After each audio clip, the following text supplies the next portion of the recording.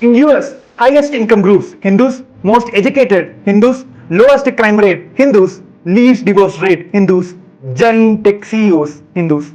And if you are a Hindu and watching this, then please listen. Your next generation will not have any of this because they are losing Hinduism.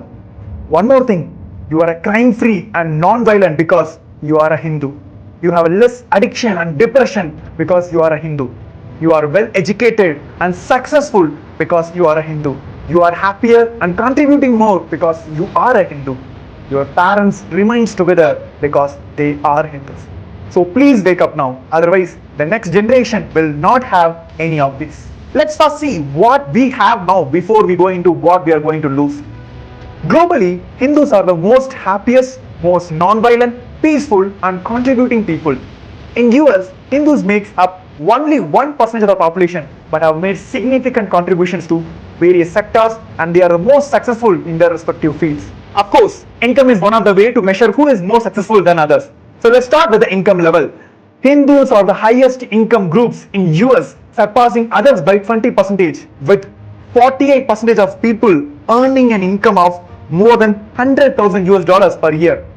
1% of the population, but accounting for 8% of founders of high-tech companies and 1/3 of the technology startups in Silicon Valley. 1% of the population, but comprising 13.5% of all the startups in US. The collective value of these startups exceeds 195 billion US dollars and employ over 50,000 people. Hindus founded 11.5% of nearly 650 unicorn companies in US. An estimated value of 300 billion US dollars in tax revenues each year, contributing approximately 5 to 6% of the total income taxes. 16% of the US companies have Hindu CEOs. Some well-known companies are IBM, Google, Microsoft, Adobe, FedEx, NetApp have Hindu CEOs. 60% of the US hotels are owned by Hindus. These hotels generate about 700 billion US dollars in revenue annually and they create more than 4 million jobs directly or indirectly. About 35 to 50% of all the convenience stores in US are owned by Hindus, generating over 350 to 490 billion US dollars in revenue annually. These numbers proves Hindus are the highest income groups in US. So let's get into the education side. The most educated religious group in US are Hindus by 77%. 49% have postgraduate or professional degrees compared to 15% of other groups. 80% at least have bachelor degrees compared to 33% of other groups. 96% of Hindus have higher education. This is 2.5 times the national average and the highest among all the groups in the US. Hindus have 21% higher than the average year of formal schooling. 70% of colleges in the US have Hindus in the leadership role, such as deans, chancellors or directors. More than 70% of Scripps National Spelling Bee winners are Hindus. 7% of doctors in US are Hindus and in UK it is 9%. All this is working. What about crimes?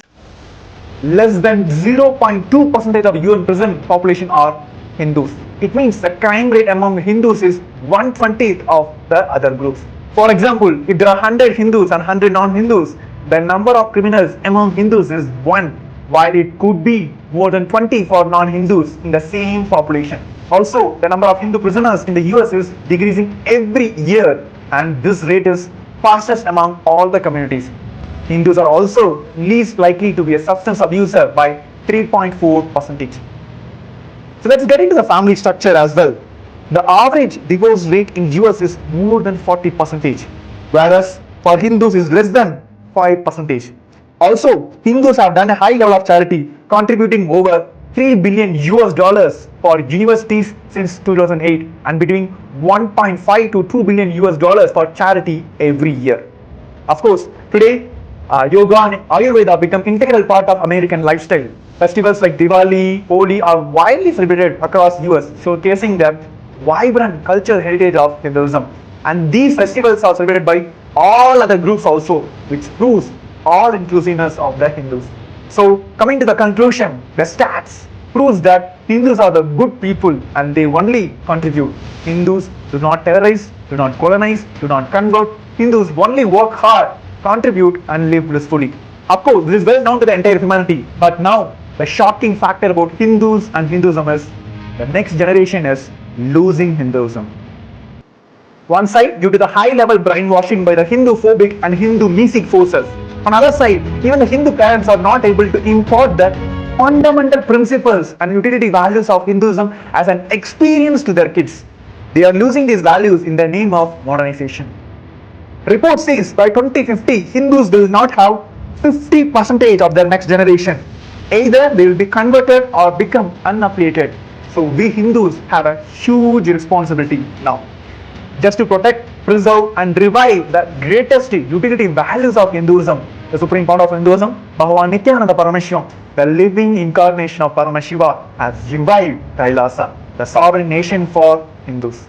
Hinduism has already enriched entire planet for millennia, and we Hindus are not done contributing it. Now, with the grace of supreme founder of Hinduism and through KAILASA, we can do it again, and this time contribute even more to humanity.